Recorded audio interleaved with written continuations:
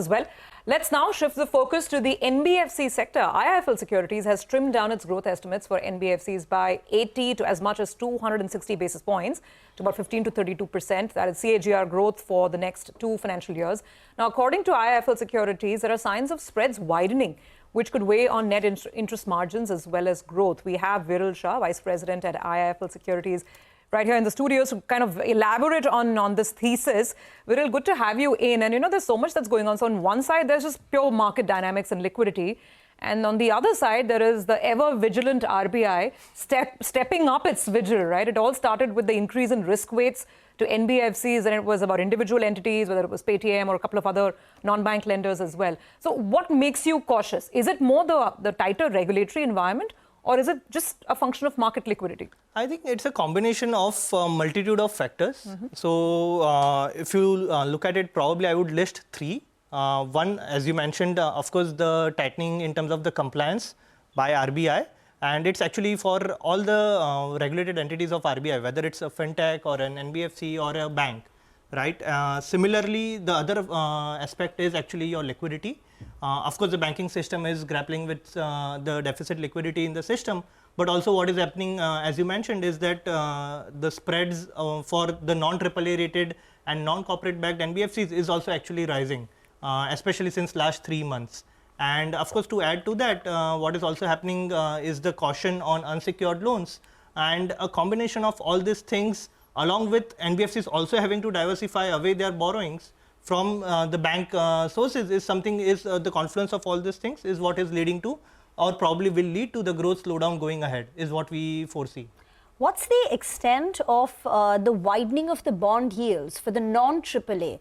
How much has it gone up by, and how much will it hurt these individual stocks? Give us the numbers here. So if you look at it, since last 3 months, the spreads for the AA rated NBFCs have inched up around 11 basis points in last 3 months. And now it is at 78 basis points relative to the AAA rated NBFCs. Okay. And if you compare this with what it has been historically over long periods of time, during the normal periods, if you remove the taper tantrum and IL&FS crisis, this has typically averaged around 60 basis points. Okay. So it's around 20 basis points higher than that.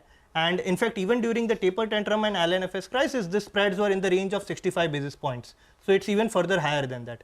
So I think this is going to play out probably in terms of also some of the non-bank lenders having to curtail their growth ambitions as well, especially the non-AAA. So which are the ones where we've seen which are the NBFCs where we've seen a maximum increase in spend? So in our bottom-up analysis, we looked at selectively few NBFCs, and again, if you look at some of the entities like your Piramal and JM, or for that matter, even Shriram Finance, in last 3 months, that spread has widened by anywhere between 5 basis points to around 20 basis points.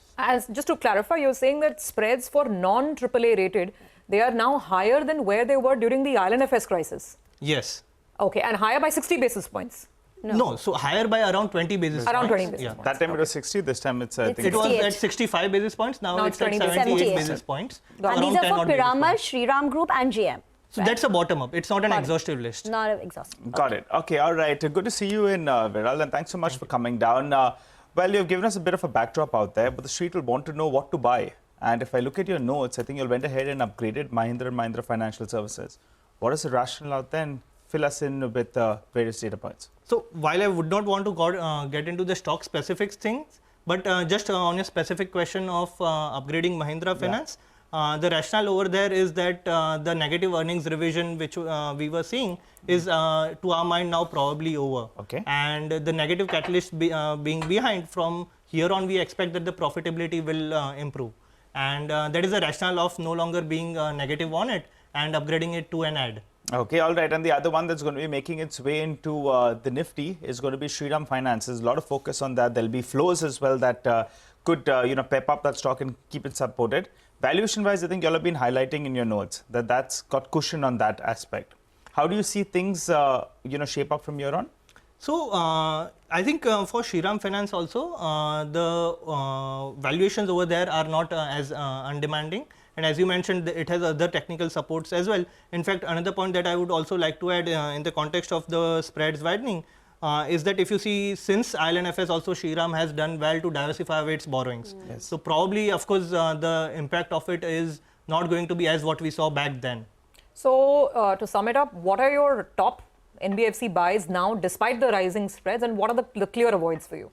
I would say the buys for me would be all the large NBFCs having stronger parentage or a AAA rating. And the avoids would be typically the smaller NBFCs going ahead if you see. So could you name your top buys? I mean, I don't know if Bajaj Finance makes it to the list. So what would be the highest conviction value? Chola Finance would be there, of course, followed by Bajaj Finance given the valuations where they are.